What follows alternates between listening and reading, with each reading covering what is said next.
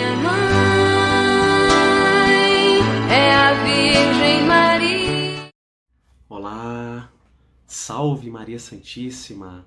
Meu nome é André Barroso e hoje vamos partilhar um pouquinho sobre o sacramento, né? E que sacramento é esse? O sacramento do Crisma, ou o sacramento da confirmação, também conhecido, e por alguns até mesmo conhecido como o sacramento da perseverança, né? Palavras que dizem muito já sobre esse sacramento. E uma característica, né, desse sacramento, dentre todos os sacramentos, que ele faz parte daqueles que são conhecidos como sacramento da iniciação, né? O sacramento da iniciação, que é dividido ali em três, que é o batismo, crisma e eucaristia. Então, ou seja, entender o significado partindo desse princípio de iniciação já vai nos permitir também entender um pouco mais sobre este sacramento, que é o sacramento da crisma. Então, o que significa essa palavra, né? Crisma. Ela significa Cristo. Cristo significa ungido, ou seja, está relacionado à unção. Unção de quê? Daquele óleo, né, do crisma, que nos dá o selo, né, nos coloca o selo do Espírito Santo.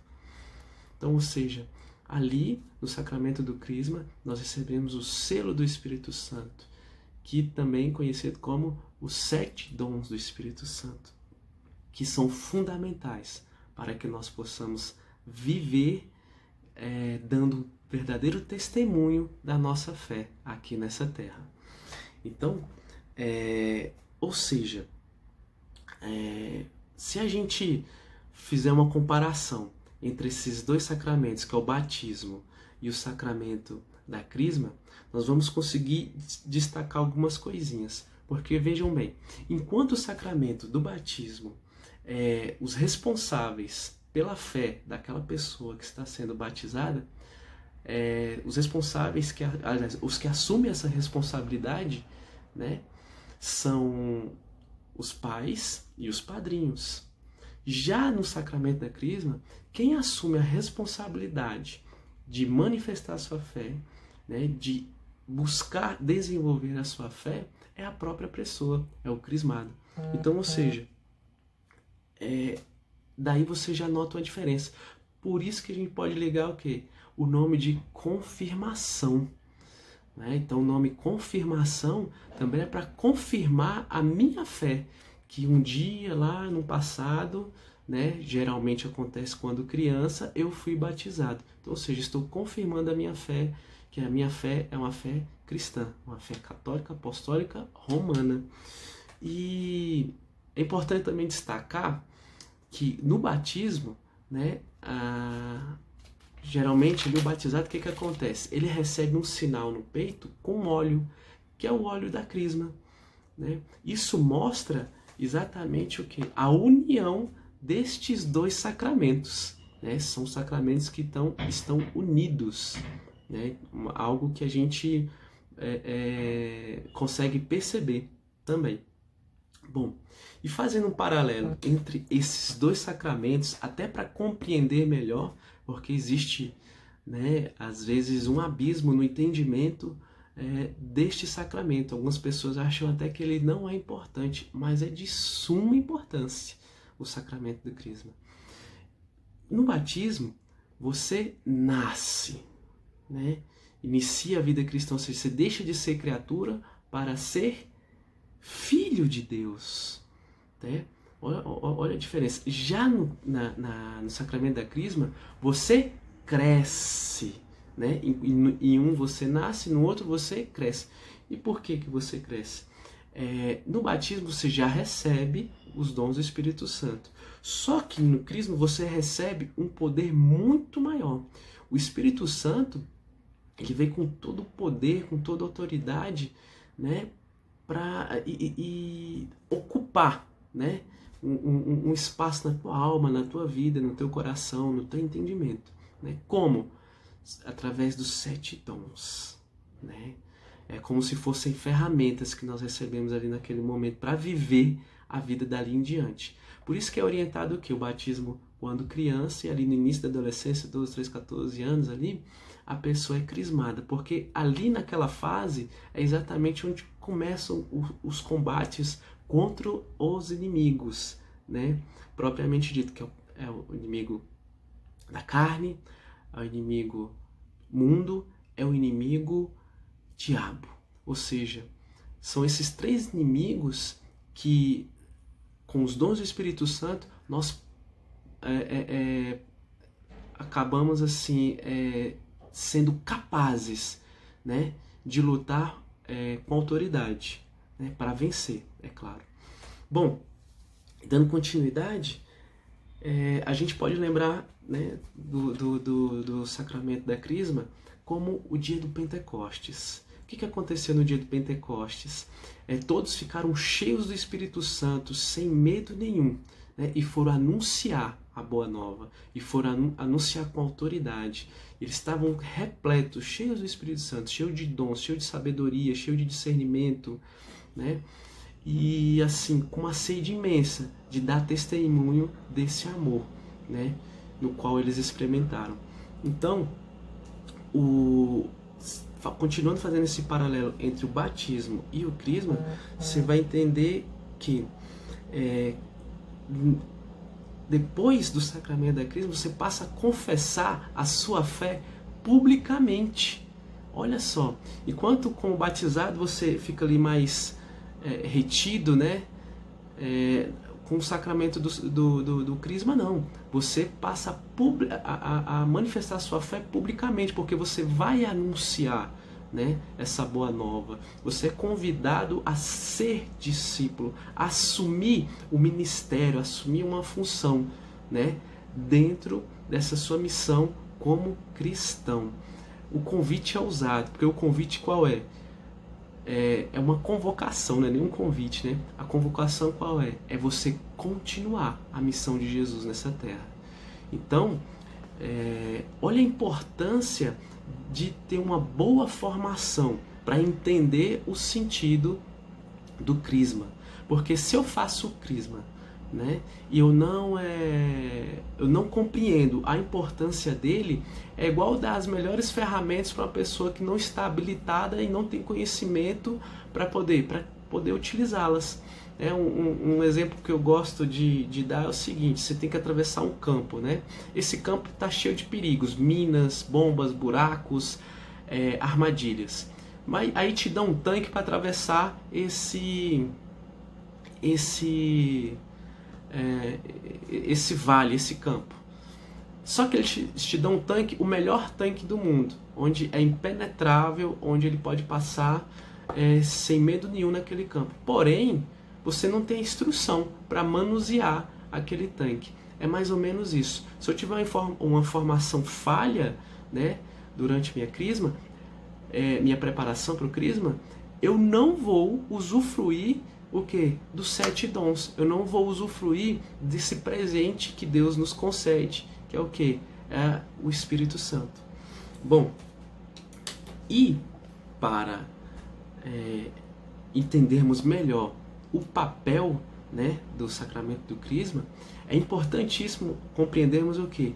Esses 7 dons, né? Para que eles servem, né? Como nós podemos utilizar no nosso dia a dia? Então, gostaria de iniciar falando o quê? Do dom de fortaleza, né? O que o dom de fortaleza nos dá? Ele nos dá coragem e confiança. Para quê? Para nós enfrentarmos as tentações, as tribulações, as dificuldades. Então, às vezes a gente procura uma ajuda externa, né, que é importante também, mas sem utilizar a ajuda interna, aquilo que já existe dentro de nós, que foi dado de presente por Deus, que é o dom de fortaleza, né? Bom, o segundo dom de sabedoria. Ele nos permite entender e saborear as coisas divinas, até porque a sabedoria não pode ser desenvolvida pelo homem. A sabedoria é dada por Deus, é dada e concedida pelo Espírito Santo, né? Então, ou seja, é só o dom do Espírito Santo que nos capacita a ser sábios, né?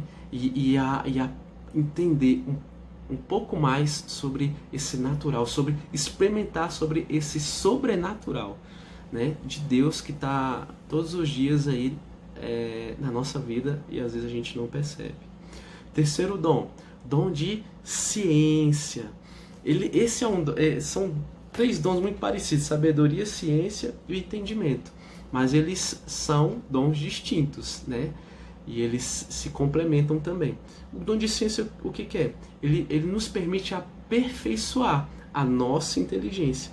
Ele nos faz compreender que o nosso saber é um saber que vem de Deus.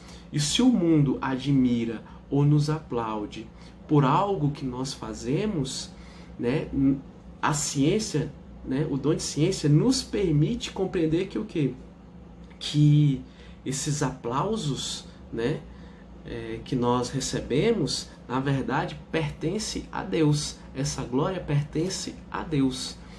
Então, olha que coisa maravilhosa, né? Você conhecer os dons do Espírito Santo, desenvolver esses dons para você viver, né, com plenitude, né? Quantas vezes a gente permite que o nosso ego se infla porque acredita que nós somos autossuficientes a partir do momento que tem aquele elogio, aqueles aplausos, né? Então, o dom de ciência evita até que nós fiquemos vulneráveis à ação do inimigo, que é nesse momento que o inimigo entra e faz o quê? Com que nós achemos que toda a glória pertence a nós e não a Deus, né? E aí isso tem um preço lá na frente. O dom do conselho, um dos mais fáceis para explicar, porque o dom do conselho é o que o próprio nome dele diz, é o dom de aconselhar. Só que é um conselho que nos leva, são bons conselhos que nos levam para um bom caminho. São conselhos voltados para frutos, né? Bons frutos. Frutos ligados ao quê? Ao alcance da salvação, ao alcance da vida eterna, né? Não é aquele tipo de conselho que é um conselho que gera conflito, que gera briga, que gera discussão. É um conselho que vai sempre nos orientar o irmão a passar por uma dificuldade com sabedoria, com discernimento e com entendimento. Falando em entendimento, é o quinto dom, né? O dom de entendimento, ele nos capacita, ele é incrível, né? Eu gosto muito dessa frase, nos capacita a entender intuitivamente as verdades reveladas de acordo com o sobrenatural do qual elas fazem parte, né? Ou seja, o entendimento, ele nos dá uma visão, né? Uma audição, né? Uma fala sobrenatural das coisas, né? Nos une ao mundo espiritual de uma maneira assim diferenciada. Porque olha só, é um exemplo que eu gosto muito de dar também. O Santo Terço. Tem gente que entende como funciona a contemplação, né, a origem dele, como surgiu. Só que quando ele vai rezar o Santo Terço, reza de maneira mecânica, né? Ele não entra, ele não consegue absorver, saborear o sobrenatural da oração do Santo Terço. Enquanto, às vezes, você tem uma pessoa que não conhece a história do Santo Terço, né? Não conhece, não sabe identificar bem o porquê da contemplação do Santo Terço, porém, ela vive o quê? O sabor do sobrenatural da oração do Santo Terço. Então, o entendimento, ele nos dá essa capacidade. Olha que coisa maravilhosa, né? Ter essa capacidade de enxergar o sobrenatural, de ouvir o sobrenatural, de viver, né? De sentir, saborear o sobrenatural de Deus. Então, é importantíssimo para alimentar, né? A nossa alma e a nossa fé. O dom de piedade, né? Um dom tão desafiador para viver nos tempos de hoje, onde se prega tanto que eu preciso vencer as discussões, eu preciso vencer nos argumentos, e acaba gerando aquele conflito, aquelas brigas, né? A gente vê muito isso na política, por exemplo. Essas discussões. E são discussões que levam para quê? Não geram fruto nenhum. Né? Gera só discórdia, sentimentos ruins. Então, ou seja, o dom de piedade é um dom assim muito revelado pelos santos. Né? Quando você vai estudar sobre a vida de um santo, você vê ali o dom de piedade. Por quê? Ele não sente o peso de seguir as orientações da igreja, não sente o peso de seguir as orientações de Jesus, mesmo vivendo em tempos difíceis de se viver, né? De viver o perdão, de viver a piedade, de viver assim, se permitindo ser instruído pela palavra, pela escritura, né? De Deus. E o sétimo e último dom, o dom de temor a Deus. Olha só, a frase que descreve esse dom, sem dúvida nenhuma, né, que fácil de entender é essa: uma alma que prefere ser escarnada, desprezada pelos homens, prefere tudo isso do que desagradar a vontade de Deus, do que desagradar a Deus, do que desagradar o coração de Deus, né? Ou seja, é aquela pessoa que está com esse dom desenvolvido, que é assim: vou fazer os planos para o próximo ano. O primeiro plano que ela vai fazer, ela coloca lá: meu plano é ter mais intimidade com Deus. Meu plano é separar um tempo maior para experienciar as coisas de Deus. Ou seja, Deus está em primeiro lugar na vida dela.